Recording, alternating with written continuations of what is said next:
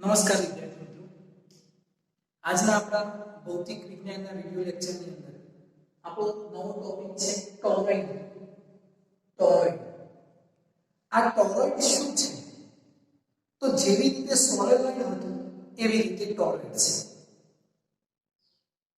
આપણે સોલેનોઇડની અંદર ચુંબકીય ક્ષેત્ર ઉત્પન્ન કર્યું અને એમ્પિયર સર્કિટના નિયમ પરથી એની ગણતરી કરી. ટોરોઇડની અંદર પણ આપણે ચુંબકીય ક્ષેત્ર ઉત્પન્ન કરી શકીએ છીએ. ટોરોઇડની અંદર પણ આપણે શું કરી શકીએ છીએ? ચુંબકીય ક્ષેત્રને ઉત્પન્ન કરી શકીએ છીએ અને એની ગણતરી આપણે એમ્પિયર સર્કિટના નિયમની મદદથી કરીએ છીએ.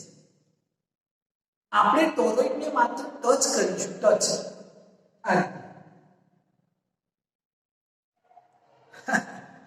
ટચ કરવાનો મતલબ છે આપણે એના ઇન્ટ્રોડક્શન પાર્ટને સમજીએ છીએ. ટોરોઇડ પોતાની અંદર જ એક ખૂબ મોટો વિશાળ સબ્જેક્ટ છે. ટોરોઇડ એ પોતાની અંદર જ એક વિશાળ સબ્જેક્ટ છે. એટલે આપણે આખા વિષયને નથી ભણવું. આપણે શું કરવું છે?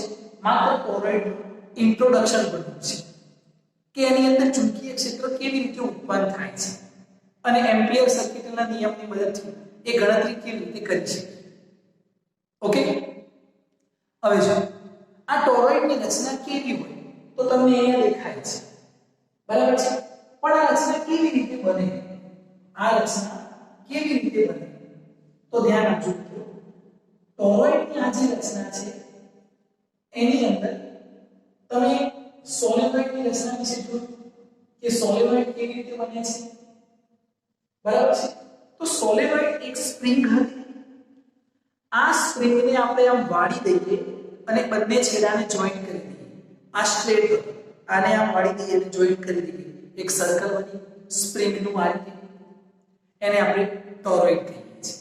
જેવી રીતે એક ટ્યુબ લીધી, એની અંદર હવા ભરી દીધી અને એની ઉપર વાયર વીંટાળી દીધો તો એ રચના શું છે? ટોરોઇડ. આવી દેખાય છે. આ એક ટ્યુબ છે, એની ઉપર વાયર વીંટાળી દીધો તો આ શાની રચના? ટોરોઇડ. તો અહીંયાથી પ્રવાહ પસાર થાય છે આ વહી અને અહીંયાથી બહાર નીકળે છે. તો આપણે આની અંદર ચુંબકીય ક્ષેત્ર શોધવું છે. હવે આ ચુંબકીય ક્ષેત્ર જે છે એ આપણે ત્રણ જગ્યાએ શોધવું છે. એક, જ્યારે કોઈ પોઈન્ટ અહીંયા લઈએ એટલે બહારની બાજુ, બહારની બાજુ. બીજું, અંદરની બાજુ, અંદરની બાજુ. અને ત્રીજું, ટોરોઇડની સપાટી ઉપર. આ ત્રીજું.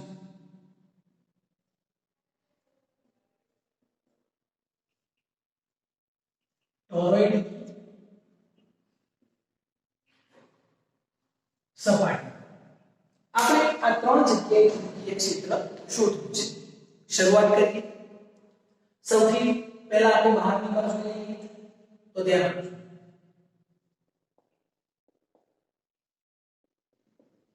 ટોરોઇડની બહારની બાજુએ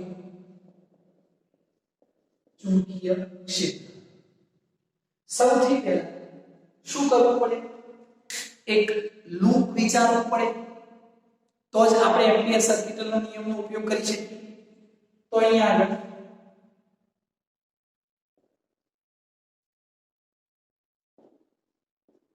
એક વર્તુળાકાર લૂપ દોરતા,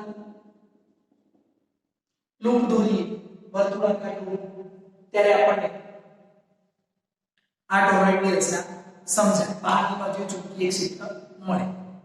હવે અહીંયા થોડુંક ઇમેજિંગ કરજો. કેવી રીતનું ઇમેજિંગ? જો અહીંયા આગળ આની આજુબાજુ આ જે પોઈન્ટ છે, આ પોઈન્ટ પર મારે ચુંબકીય ક્ષેત્ર શોધવું છે. તો એક વર્તુળને આપણે ઇમેજિંગ કરીએ અને એ સર્કલ કેવું છે તો ધ્યાન આપજો. અહીંયાથી આમ પસાર થાય છે અને આને કટ કરી અને આમ બહાર નીકળે છે. આખું આને ફરતે નહીતર તો આ રિંગ જે છે આમ રહી જશે અને સર્કલ આમ રહી જશે કેવું અહીંયાથી નીકળશે અને આને કટ કરી આની અંદરથી નીકળશે જે રીતે આ અહીંયા છે અહીંયાથી સર્કલ આવી અને અહીંયાથી કટ કરીને નીકળશે ખ્યાલ આવે છે મિત્રો તો અહીંયા આપણે અહીંયાથી સર્કલ અહીંયાથી ગયું અને બહાર અહીંયાથી કટ કરીને જાય છે અને બહાર આવે છે એવું આપણે એક લૂપ એટલે સર્કલ વિચારવાનું છે બરાબર છે એવી રીતે અહીંયાથી આ પોઈન્ટ માટે આ પોઈન્ટ પણ બહાર છે આ રીતે એવું આપણે વિચારીએ તો આખું જ એક આમ circle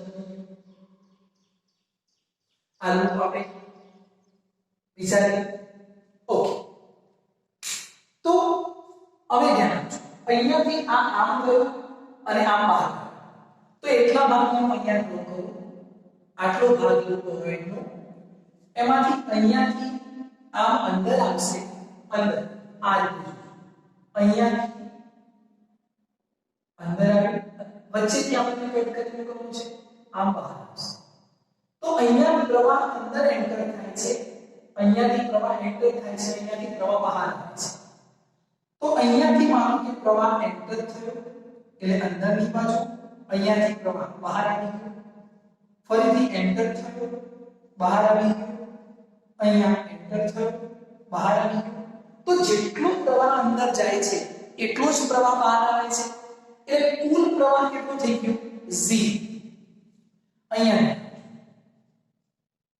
B into dl is equal to nu 0 into I nu 0 cross I આ I કેટલું છે 0 તો કુલ ચુંબકીય ક્ષેત્ર કેટલું મળી ગયું 0 માટે કુલ ચુંબકીય ક્ષેત્ર કેટલું 0 કઈ જગ્યાએ 0 બહાર આવ્યો છે કેમ 0 થયું ખ્યાલ આવે કેમ કે જેટલો પ્રવાહ અંદર આવશે એટલો જ બહાર નીકળશે એટલે આ પ્રવાહ કેવું થઈ ગયું 0 અહીંયાની આપણે ગણતરી નથી કરતા ધ્યાન આપજો આપણે આ અંદરનો જે ભાગ છે ટોરોઇડની અંદરની વાત કરીએ છીએ આ ટોરોઇડ છે આની વાત કરીએ છીએ કે અહીંયા જેટલું અંદર આવે અને જેટલું બહાર જાય એનો આપણે સરવાળો કરી શકીએ અહીંયા શું થાય છે એનો આપણે સરવાળો ન કરી શકીએ કે આ અંદર આવે અને આ બહાર આવે આ અંદર અને આ બહાર આને આપણે સરવાળો કરી શકતા નથી કેમ નથી કરી શકતા એટલા માટે કે આ બહારની બાજુ છે આપણે તો કેટલો ગણતરીમાં લેવાનો જેટલો અંદર છે એટલો જ કેમ કે ટોરોઇડ આ પોઈન્ટ છે તો જેટલો ટોરોઇડની અંદર હોય એટલો જ ગણતરીમાં લેવાનો ખ્યાલ આવશે મિત્રો તો બહારની બાજુએ ચુંબકીય ક્ષેત્ર કેવું 0 હવે બીજું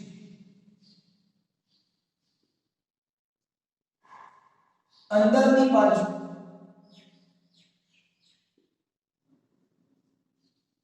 ચુંબકીય ક્ષેત્ર અંદરની બાજુ ચુંબકીય ક્ષેત્ર માટે ફરીથી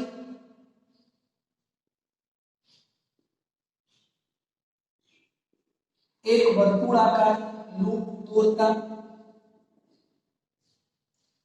હવે અંદરની બાજુ આ પોઈન્ટને આપણે એક અક્ષ માની લઈએ આને અક્ષ માની લઈએ આ ટોરોઇડ છે આ સમતલ છે અને આ અક્ષ તો આ અક્ષની ઉપર તો આપણે સર્કલ બનાવી દઈએ ચાલો થઈ ગયું પણ આ અક્ષમાંથી પસાર થતો પ્રવાહ કેટલો 0 અને આ સર્કલ એને સમતલ આ રીતે છે પ્રવાહ 0 કેમ કે પ્રવાહ તો અહીંયા પસાર થાય છે અહીંયા પ્રવાહ મળતો નથી તો અંદર પણ ચુંબકીય ક્ષેત્ર કેટલું મળશે 0 તો જો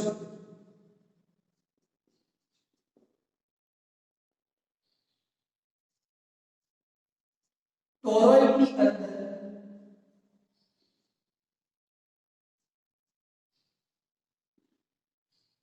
વિદ્યુત પ્રવાહ I is equal to 0 માટે ચુંબકીય ક્ષેત્ર પણ કેવું થશે 0 ખ્યાલ આવ્યો હવે ટોરોઇડની સપાટી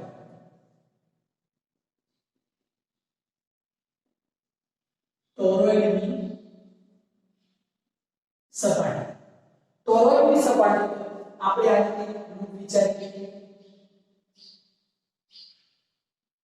આખો એક લૂપ બનાવી સપાટી થઈ હવે અહીંયા આગળ ચુંબકીય ક્ષેત્ર કેટલું, તો અહીંયા પ્રવાહ પસાર થાય છે આ બરાબર છે અને એના કારણે મળતું ચુંબકીય ક્ષેત્ર, અહીંયા પ્રવાહ આમ આવ્યો તો ચુંબકીય ક્ષેત્રની દિશા, અહીંયા પ્રવાહ ચુંબકીય ક્ષેત્રની દિશા, અહીંયા પ્રવાહ ચુંબકીય ક્ષેત્રની દિશા, કેમ કે આ એક બાજુનો ભાગ છે, પેલી બાજુ પાસે આ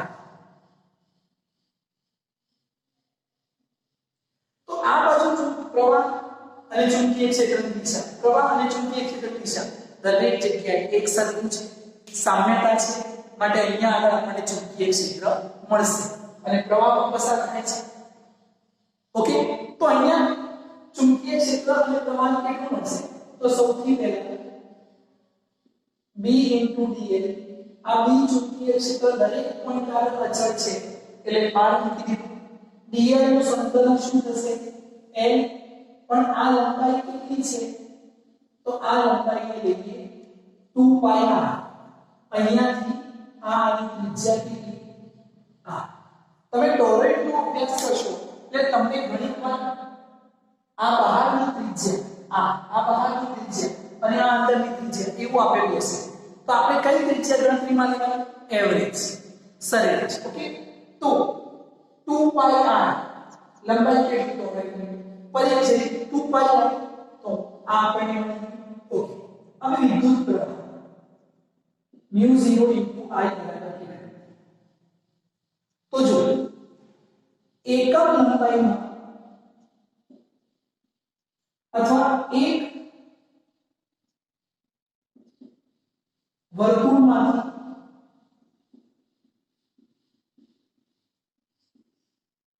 પસાર થતો પ્રવાહ બરાબર I એમ્પિયર, એક વર્તુળમાંથી પસાર થતો પ્રવાહ કેટલો, I એમ્પિયર.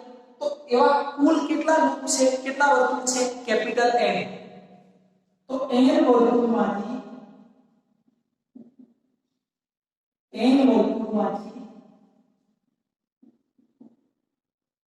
પસાર થતો પ્રવાહ બરાબર કેટલો, N * I. પર N બરાબર શું, તો N બરાબર આપણે જાણીએ છીએ N * L. આ N ની કિંમત છે અને આ લંબાઈ કેટલી છે, 2πr જેટલી, એટલે N 2πr અને પ્રવાહ કેટલો I. તો આ કુલ પ્રવાહ મળી ગયો.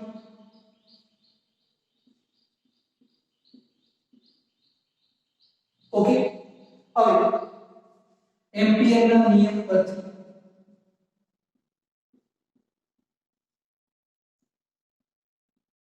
નિયમ શું છે, μ0 I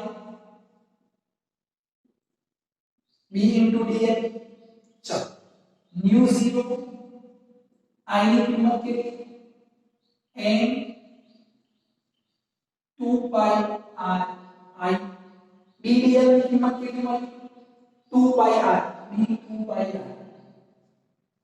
તો B * 2πr. ચાલો 2πr કેન્સલ, તો ચુંબકીય ક્ષેત્ર B બરાબર કેટલું મળ્યું, μ0 N * I, μ0 N * I.